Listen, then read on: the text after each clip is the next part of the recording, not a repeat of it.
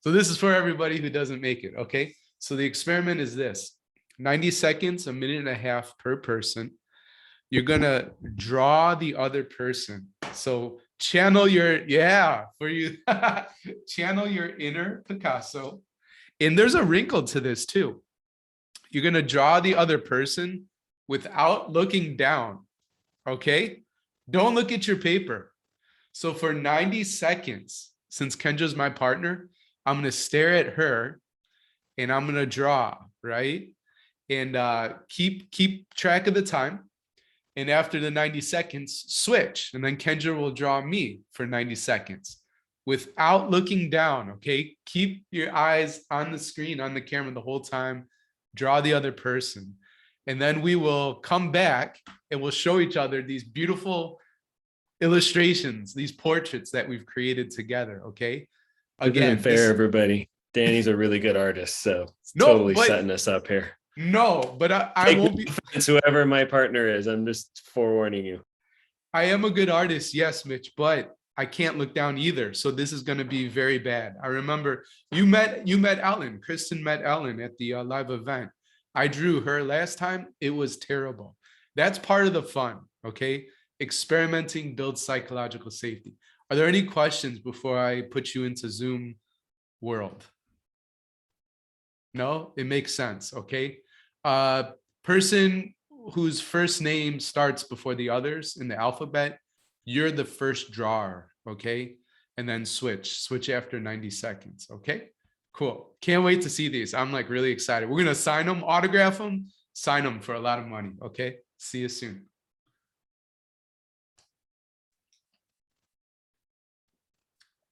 All right, and Kendra, you are my partner, so I'm gonna start drawing you too. How are you today? I'm good. How are you doing? I am good. And then didn't you change roles or something? I'm trying to remember, but I'm sorry. I can't believe you remember all that after meeting so many people. Yes, I did change roles. Okay, cool. What are you doing now? In the last 2 months, I've moved from being an elementary principal to supporting high school principals in a different district. Ah, brilliant. Yeah. I like how your hair's lying, so I'm trying to capture that, but you've seen that I've been looking at you the entire time. So I'm very worried about how it might look. And I think I forgot your mouth, so I'm putting your mouth on you right now. All good. So we'll see. We'll end up seeing where that ends up on your face. But cool. How are you liking the new role? I like it, and this is really appropriate because I'm doing a lot of face-to-face and like team meetings, and so it's good just to think about all the things to build psychological safety with people that don't know me that well. Right. Nice. Well, it's been about a minute and a half, so I'm gonna stop and I'll let you go. And okay. I can't wait till you see this. Oh, okay. All right, I can't look down. Got it. Yeah. Make sure the beard looks magnificent. That's really important. Of course. Why not? Oh gosh. So I got to meet Kristen face to face. I don't know if you heard that, but we just had our live event on Vision, in New Mexico. So she was there. Kareen was there too. Wow. I don't think anybody else from Anova. But that was super cool. I've met Kareen before. I met her in Edinburgh, in Scotland. Oh, wow. Yeah, her and Dave and her youngest daughter, Grayson, were all out there for like a conference that Kareen was speaking at. And we went to a little Indian place there in Edinburgh. But yeah, we just hung out like 4 days in New Mexico. It was just like a really magical time, transformative, everything. That's so neat. Yeah, it's pretty cool. Edinburgh sounds like it would be so cool. It's a great city. Have you ever been over to Scotland? No, I've been to Ireland. That's it. Okay. Yeah, not too far away. Edinburgh is the more posh, like and polished, a little more upscale. Okay. I lived in Glasgow, but that's more gritty and working class, Yeah. So Glasgow would be like the Chicago Bears and Edinburgh would be like the LA Rams or something. Okay. Yeah. That's good to know. Yeah. If I ever get to go over there. For sure. So people, you don't have to draw anymore. How do I look? Very interesting. Yeah. So do we share this in a whole group now? Yeah, we'll share it. We'll share it in the whole group. Okay. Amy, I'm so sorry. I hit the little button right when you were saying. Perfect.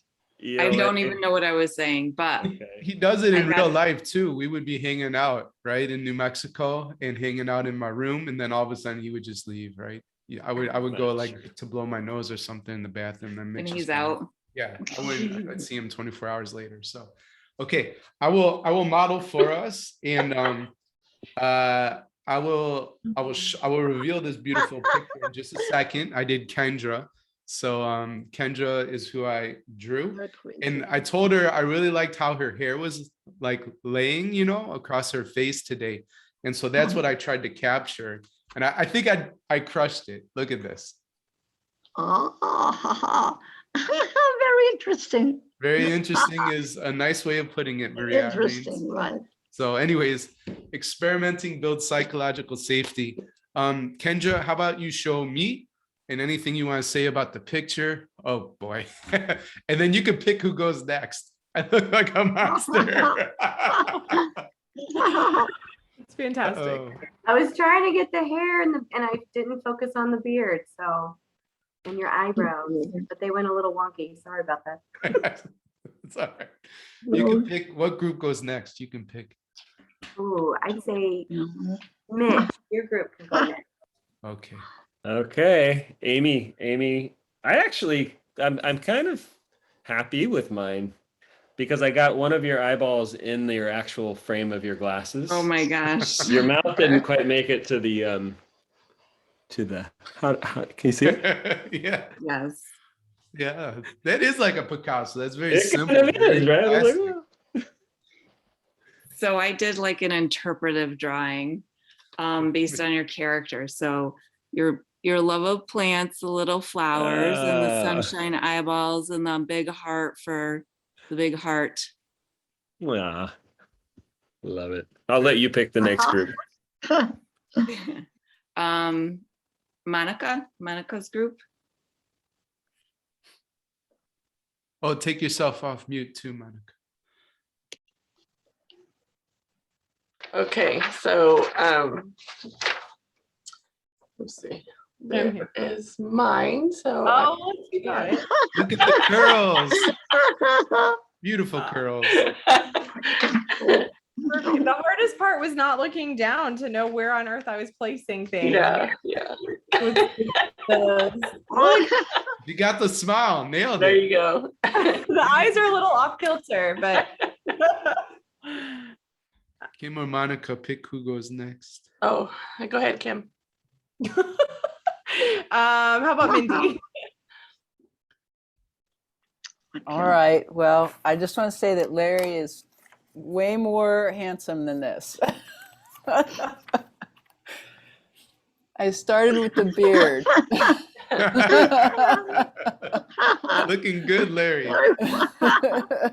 I appreciate that. So we only have this going on for November anyhow. So we'll have to do it one other time without. Very interesting. And Mindy, I apparently thought that you didn't have any eyes, but I did get the glasses, if you can see that there. And I knew you had a lot of hair. I tried to add as much hair as possible. I just couldn't get it on your head. And there's your earbuds. See the wires right there. It's like you have superpowers. Cool. And I think that leaves Kristen and Maria Irene, right? All right. I'll go first. Oh, okay, We sorry. hear you. Yeah. Oh, I pressed something and I thought I disconnected from it. So mine looks a lot like Larry's did, but this is Irene. I like it. I like it too. I like it. Really nice. Well done. Maria Irene, let's see. How did you do with Kristen? I can't draw. I can't draw very well, but I did this one. Hold it up a little Okay. higher. Oh, we almost got it. Oh. Here. Can you see? Oh. Oh, can you see it? No. here. There we go. We, Oh, there, we saw it. Okay. Oh, it's here. Yes, Oh, sorry. it's okay. Thank you, Oh, Maria. whoa. It's all right. If You I could can- always take a picture with your phone and I'll send it to Kristen too. Okay, no, Yeah. but No I can't worries. draw very well. It's terrible, but okay. But it was funny. It was Yeah. funny to do this. Good, good, good. Okay. Yeah. I'm gonna put people on mute, but feel free to take yourself off mute if you want to share. So Mitch generously asked the group, and he'd love to hear thoughts on building psychological safety with staff and or designing classrooms that are safer for students. And I'll put his question again in the chat. There you go. So any thoughts on psychological safety and on that with your students? Curious too, like could be a follow-up question, but how do you think your staff would do with this activity in terms of experimenting and building psychological safety?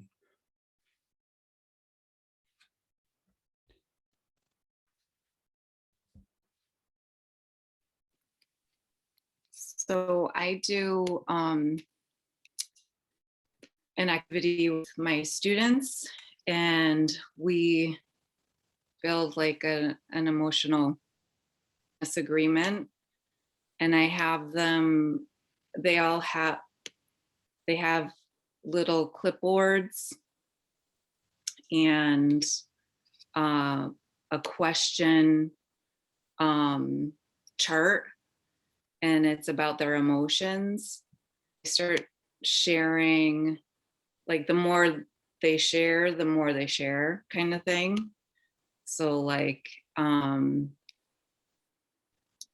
explain the first time you remember talking about your emotions. What are some emotional words that you use to describe a sad memory, a proud memory?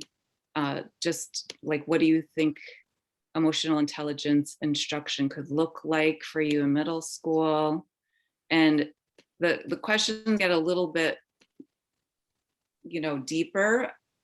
And the kids get a little more open because they're going around clipboard to clipboard. So, and in the end, we end up building an emotional awareness charter.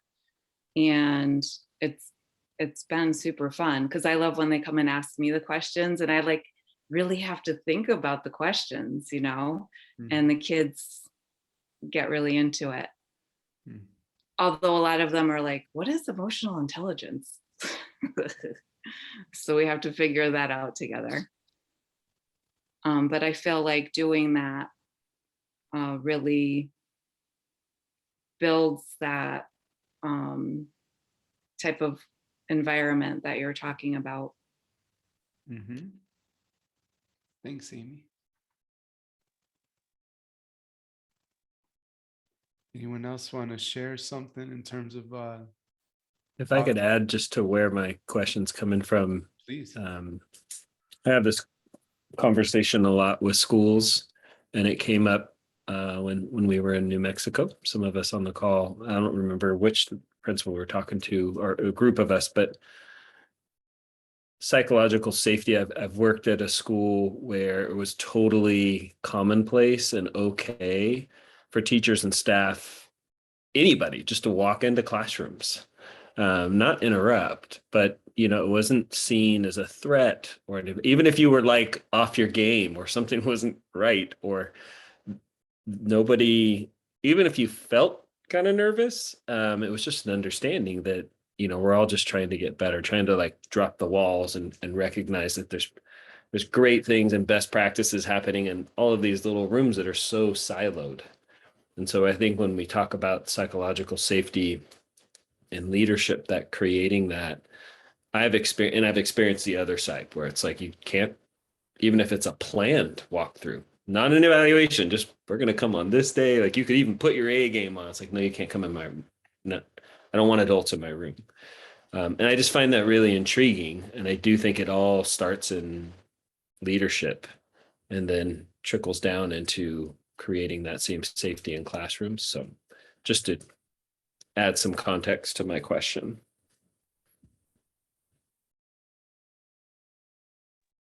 Thanks, Mitch. And Maria Irene dropped some gold in the chat in terms of this idea of really seeing and hearing, right, your people. I think that matters a lot, creating the space. A lot of times as leaders, you feel like you have to have the answers for everything, you know? So you're short and you might cut people off and like, okay, I've already heard the problem, right? 30 seconds into the 10-minute debrief, the teacher or whoever's sharing with you. But sometimes people just need to be heard. So I did that with staff. I do it with my partner, right? Like, hey, do you just want me to listen right now? Or are you looking for a solution? So that helps me understand like how I need to show up in that moment. Yeah, I think the psychological research is actually just really, I mean, it's really powerful to get into it as far as if you're just starting with content every time and you're just communicating content, whether it be a kid, a staff member, or even your spouse or your own children, you really have to stop and kind of do that psychological piece. So just doing the things that we did tonight or starting off with something good, it really can take somebody in their brainstem and bring them up here to their frontal lobe. And that frontal lobe is where then they can, feel safety and do the things they need to do, whether it be learning or having a hard conversation but we just automatically go to that communicate. It's effective, it's fast, but it's oh so important to slow down and start with just kind of engaging with them and exploring, creating that high performing, safe environment. Right. Thank you, Kristen.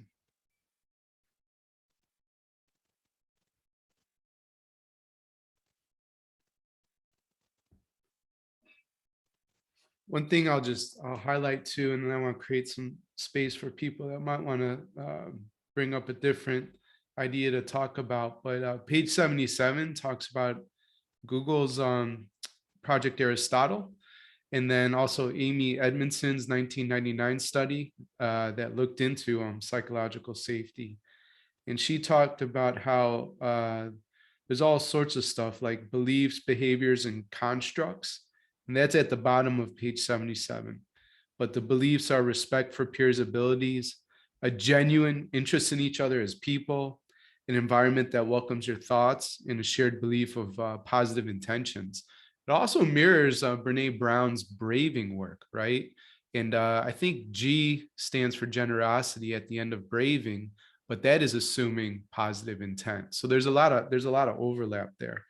The behaviors are seeking or giving feedback and making changes and improvements. So, the worst thing you can do as a leader is survey your staff and do jack squat with the results. So make sure you take action. And even if you can't take action on an idea, communicate why, right? And then the constructs are obtaining and providing help or expertise, experimenting, which we just did, and engaging in constructive conflict or confrontation. So then on page 78, 79, it starts to like show you actual things that you can do. And then following that, it digs into what those activities are. So I just wanted to highlight that as sort of an overview. And that's not the end all be all, right? Those are just some examples that I have experience with. And so you might have other ideas and things that represent those behaviors, beliefs, and constructs, but it's really powerful stuff. So I don't want to talk too much. Who else has an idea from psychological safety or self-awareness or just authenticity in general that we could discuss as a group? Or obviously, what's been resonating with you when you were reading and so on?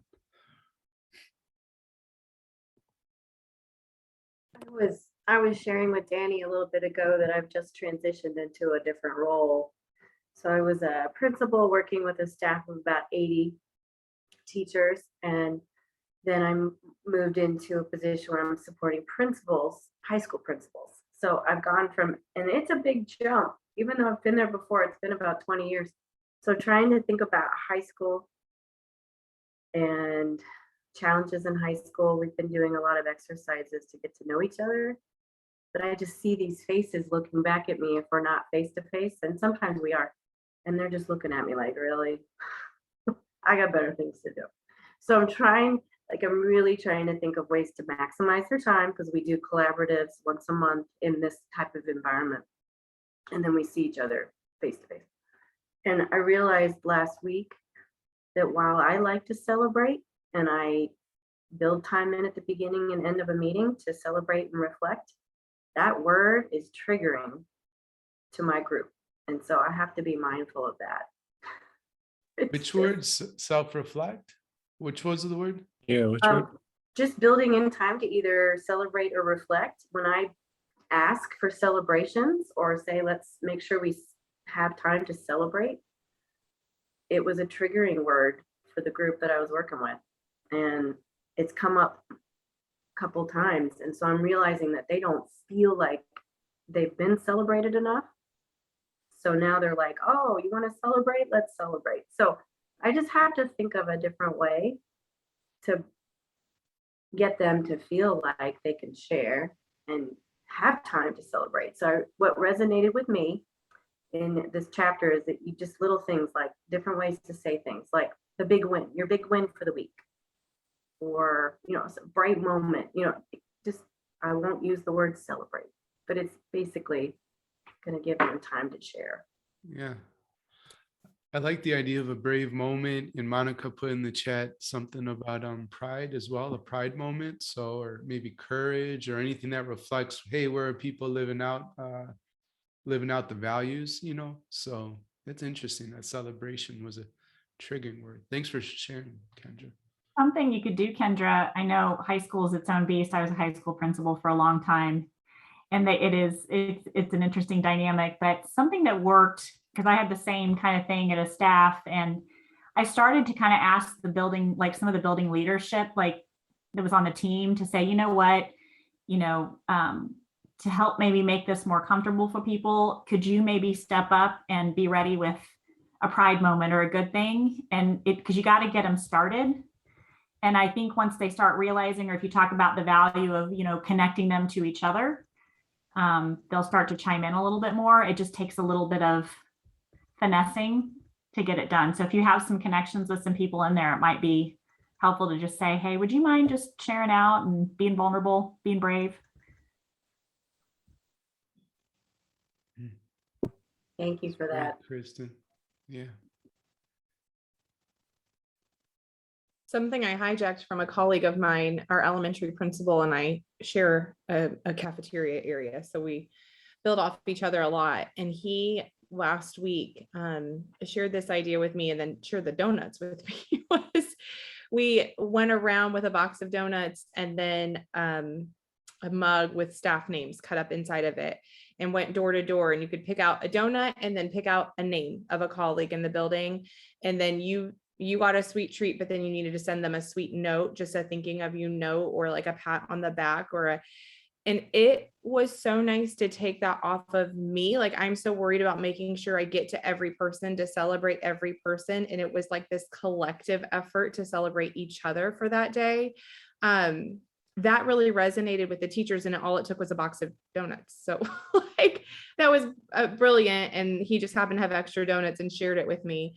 But just to feel seen and to feel celebrated, and to make it more than just on one person's shoulders, to do that was awesome.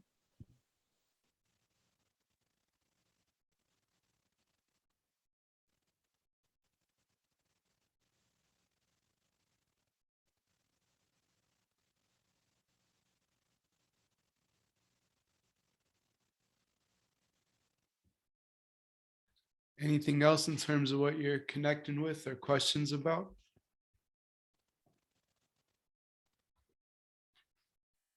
Otherwise, I'll throw a question out in like 30 seconds if nobody else has one.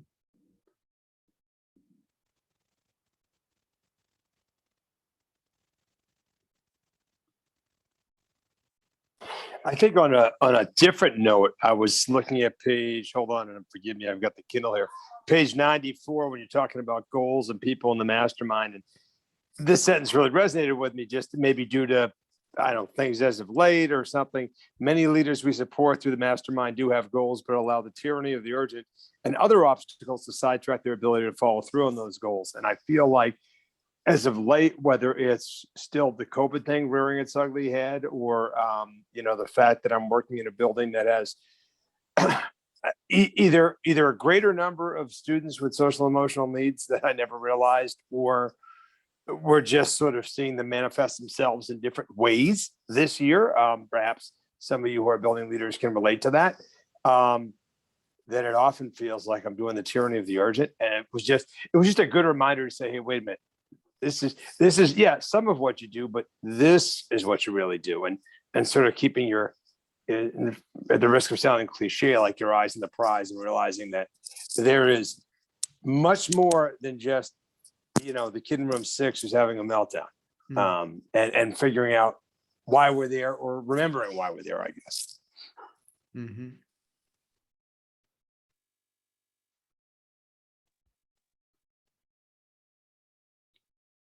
When it comes to emotional intelligence, you could put in the chat. I'm just really curious. Do you think you have stronger internal awareness, so what's going on inside of you, or do you think you have stronger external awareness?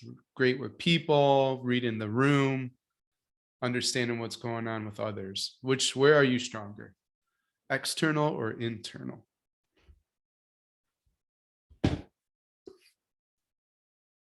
Grab the two again, Danny, real quick. You kind of cut out on me. Oh, sorry. Well, broadly, it's internal and external, right? So internal is just what's going on in the inner landscape of you, and then external, what's going on with people, reading the room, that kind of thing. Where do you think you're stronger? So Kim says internal.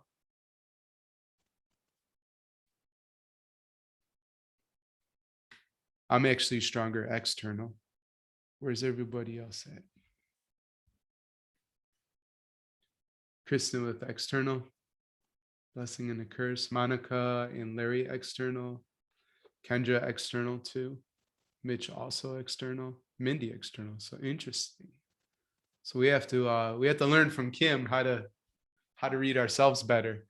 So I will tell you this too. Well, it's great because you already have my book, so that's good. So the next book to get is this one, Emotional Intelligence 2.0. But I've talked about this a lot. I'm sure I cited it in the book as well. But it gives you an assessment, right? It gives you an assessment, takes like 10 minutes or less to take, and then you get scores. And so my internal awareness was self-awareness, self-management. And when I took the test in 2019, I scored a 69 and a 67. It's out of 100, right? My external awareness, my social awareness was a 74. My relationship management was a 79. So what they have you do after you take that assessment is say, okay, what's your lowest one? And for me, it was self-management. And pick a mentor, somebody you think is great at it. And then there's really practical examples in here on things you can do to grow whatever area you're weak. And so I'll tell you, after 2 years of working these activities and being in coaching situations or masterminds myself that I don't run, my self-awareness grew by 6 points. My self-management grew by 8 points, from 67 to 75. And then my social awareness grew by 6, and my relationship management, which was the highest, grew by 2, from 79 to 81. So the good news is that I don't have anything under 70 now, and my it's either at 75 or 80 or above. So you can grow your emotional intelligence, which is awesome. So since a lot of you are stronger in external, can I share an activity that will grow your internal awareness? Is that all right? Okay. So this is gonna be fun. Of course, this doesn't represent you at all. Nobody has any annoying coworkers, right? No? Okay, good. So what I wanna share is an activity to grow your self-awareness. And what I want you to think about are people that annoy you. So let me share a story really quick. And one of the events that is annoying me in this moment is that my keynote won't open up. I don't know why, so that's annoying. I had a coworker. This is going on YouTube. I'm not going to share her name. So I had a coworker, and she always wanted me to read over her email. I was an assistant principal. She was an assistant principal. And she wanted me and the principal to read over, not every, but a lot of emails before she sent them to the staff, to the community, whatever. And I just thought that was the stupidest thing in the world. And it drove me nuts, honestly. And sometimes I kind of communicated that this is the stupidest thing. Like, what's your problem? Just write an email and hit send. And then sometimes my face said it, and sometimes I just ignored it and ran away. Sometimes I did help. When I think about why that might have triggered me is because, or why I found it annoying. I grew up in a single parent household, right? My mom was raising us. And a lot of the times it would be me and Carolyn, my younger sister, at home while my mom was at work, who worked downtown at a law firm in Chicago. Mitch knows the whole story, doesn't he? And so anyways, she would get home later in the evening for dinner, but we would get home after school, let's say 3:30. And so part of my job was to make sure Carolyn was doing her work and chores or whatever we needed to do before we started goofing around and playing. And so that was responsibility of looking over, making sure she was good. And I think when my colleague would ask me to read her emails, I felt like big brother to younger sister again, and just super annoyed by all of that. Okay. So for you, the first thing I want you to do is to list all the people, and you won't have to share it here, right? Because we are taping. But for yourself, I want you to take 2 minutes. I'll put a timer. Just list the people and list like the events that you just find super duper annoying. Does that make sense? So one column, all the people, all the events that are annoying, and you'll hear the timer when it goes off in 2 minutes.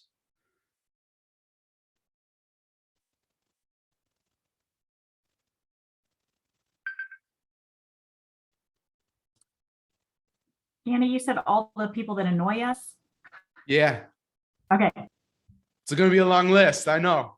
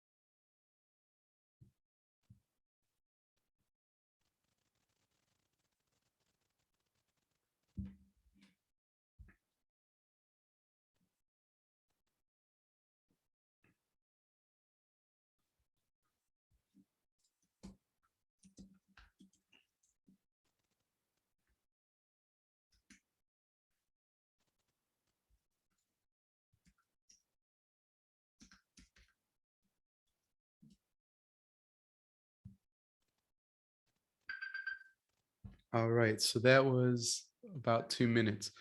Now what I want you to do, so column one was all the people, all the events that you might find annoying, and some people are really still writing them down, and that's awesome, okay? Now in column two, I want you to think about why might those people annoy you, all right? So for me, like I said, my colleague who will never be named, she was reminding me of my younger sister, right? And just having to double check her work and stuff. So just take 90 seconds. You might not complete this, but that's all right. Think of why those events or those people trigger you, annoy you.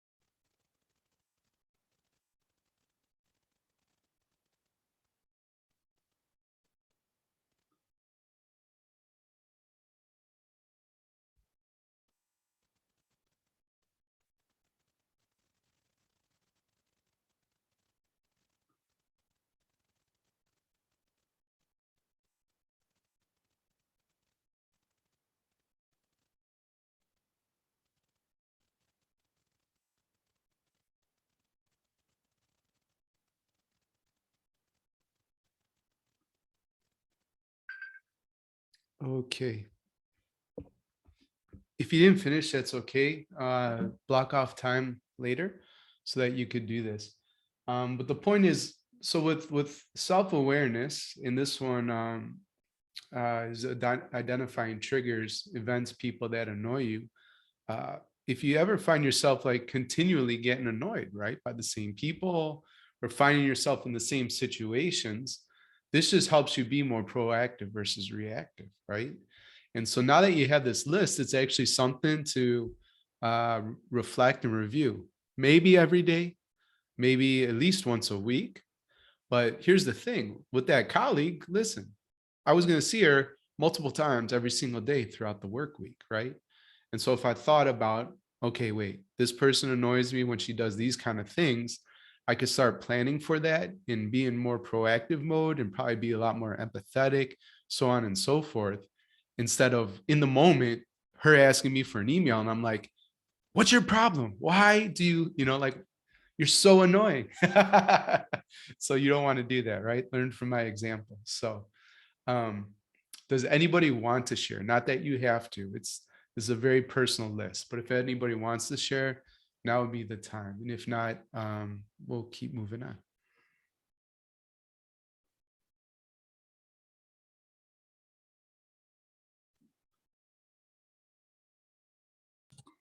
I actually started with a list of things that bother me and then connected people to that list. Okay. Because there's just certain triggers for me with people that, and then I was like, okay, this person, this person, this person, this person. Got it. Thank you, Kristen.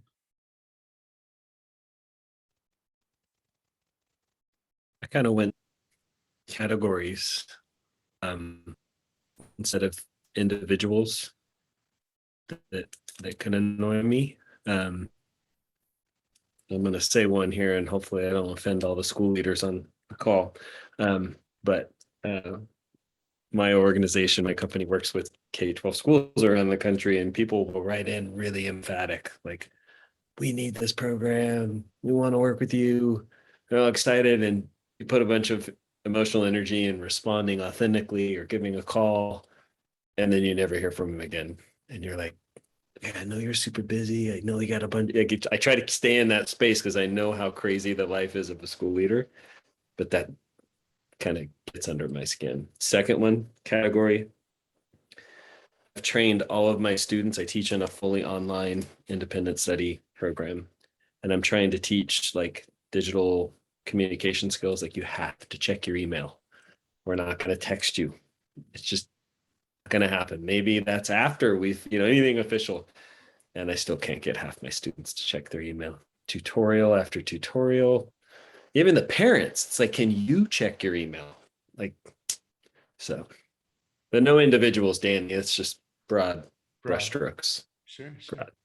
Well, don't worry. The individuals will show up in the broad brush. The only individual that made my list is my dog that I can't stop from peeing on my floor in the middle of the night. That drives me nuts. People, can I speak also? Of course, Maria Irene, you're here. You're important. People that annoy me when I was teaching, were some colleagues who were always downplaying the work that others did. So they really annoyed me. And I had to kind of put up with some of them. And I had to be very, very, so I had to, I had to work things out so that everything would function in my group. It was a bit difficult, but I managed to. One of them, I managed to make her see that was not the right position. That she was not doing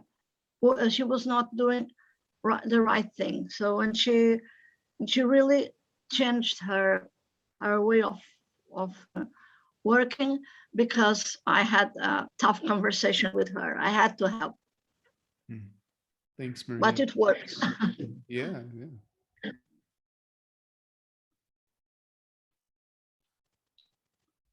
Thank you. Any other questions or comments from the book as we sort of wind down tonight?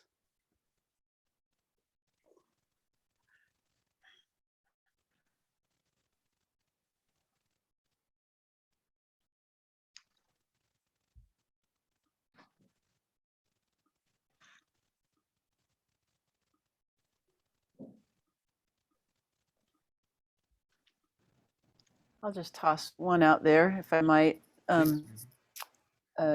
The power of silence really resonated with me, Tell us why. and I spend. We're a small school, so I have great opportunity to spend time with all of the kids, and actually really proactively help them understand the value of silence, because it makes teenagers often incredibly uncomfortable, especially if they're sitting with an adult or more than one adult. And I'm, in the back of my head, I'm hopeful that they carry that forward with them, because I also think it supports pausing and thinking before you do, which is hard for teenagers, because they're not fully developed to do that. So that was one of many in the chapter that really resonated with me. Thank you, Mindy. Interesting.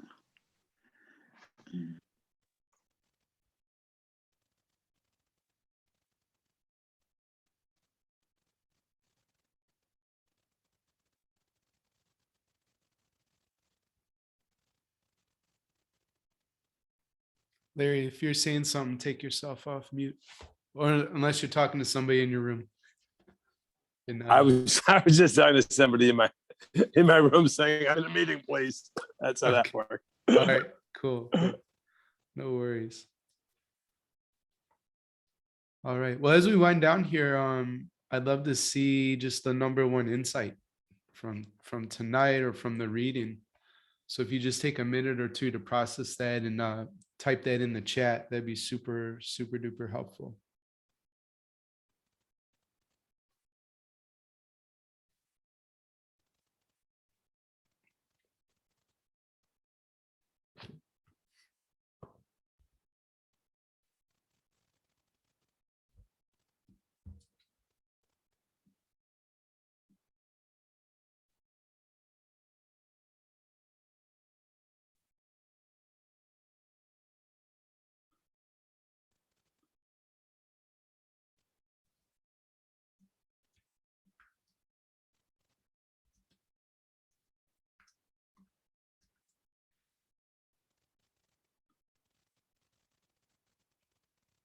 So Larry said emotional intelligence can be built and improved upon. Yeah, that's absolutely the case. 2 years for me and grew by 6 or 8 points in most of those domains, except my strongest one, which is fine. Mitch, that the reminder teachers are more effective and happy, and students are more successful and happy when they are safe in schools. Yeah.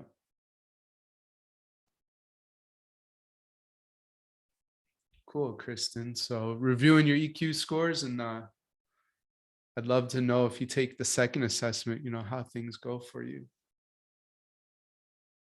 Mindy, the consistent open, ongoing dialogue about emotional intelligence. Kendra, self-awareness activity was helpful in identifying patterns and behaviors. Yeah. And I want to say, let me find the link. I'm not sure if everybody's in the Facebook group or not. If you are, I uploaded a training because I didn't realize you could add guides and stuff to our groups. So long story short, I added a training in there called Powerful Days course. And the reason I'm bringing that up is I share some of my favorite journal questions, morning and evening. And that journaling will help you grow in self-awareness and build your emotional intelligence. So if you're not in the Facebook group, join it. And then you can click through the guides and actually see your progress, which ones you've completed or not. And it's all free. So that's a really great way to do that. Especially for you, Kendra, if you enjoyed that. Monica, first time attending. I know you're a new face to me, so loved having you here. Thanks for listening to the podcast. That's so amazing. And Kim said, forcing the risk by the drawing activity. Wasn't that fun? That was super cool. So I think I forgot to do a family photo last time. We've done it in the past though. And so Monica, since you're new, I'll explain it really quick. And for a family photo, we just act out something fun or interesting. And then I snap a picture and it's like we capture this moment in time. It's something we do after every mastermind. And it's just like, it's really fun because it's like a living yearbook. And usually I send it to the mastermind via email. And for you all, I'll put it in our mastermind book club, but that's the only place. So I won't put it on Twitter, Instagram, or even in public Facebook, just in our private group. All right. What do you want to act out for tonight? Oh yeah, okay. You could show your beautiful drawing. All right. So if you can get your drawing as close to the camera as possible and hold that up and hold it up for 5 seconds. Give me a second to pull this up. All right, we got it. Hold it up for 5 seconds. There you go. We got it. I'll tell you what, we're hitting up the Louvre next in Paris. We're going places, people, I'm telling you right now. So love you all. Have a great night. We're off next week, so see you in 2 weeks. Read through chapter 3. All right, cheers.